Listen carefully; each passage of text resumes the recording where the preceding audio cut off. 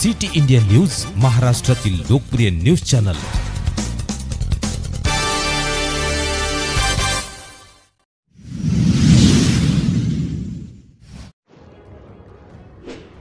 कोदेगाव शिवारात शेतकऱ्याच्या खतांची तोडफोड, 50,000चे नुकसान।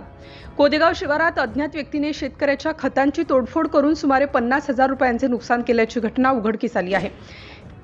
ही घटना शेतकरी चंद्रकांत धनमारे यांच्या बाबतीत घडली असून त्यांनी सदर खते आपल्या पिकासाठी शेतात नेऊन ठेवली होती। पाण्याअभावी अनेक शेतकरी शेतीसाठी लागणाऱ्या वस्तू, खते इत्यादी पूर्वतयारी म्हणून शेतातच ठेवतात।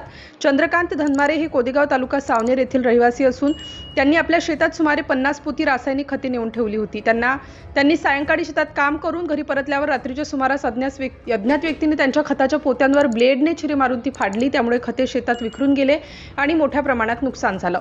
ही घटना सकाळी उघडकीस आली असता शेतकऱ्यांनी मोठ्या प्रमाणात नाराजी व्यक्त केली। संबंधित घटनेची माहिती मिळताच खापा पोलीस घटनास्थळी दाखल झाले। चंद्रकांत धनमारे यांनी खापा पोलीस ठाण्यात तक्रार दाखल केली असून पोलिसांनी अज्ञात व्यक्तीविरुद्ध गुन्हा नोंदवून तपास सुरू केला। या प्रकारामुळे परिसरात भीतीचे वातावरण निर्माण झाले आहे। अज्ञात आरोपी लवकरात लवकर सापडावा व अशा घटनांना आळा बसावा अशी मागणी शेतकऱ्यांकडून होत आहे। सिटी इंडिया न्यूजसाठी प्रतिनिधी राहुल कडू, नागपूर जिल्हा ग्रामीण।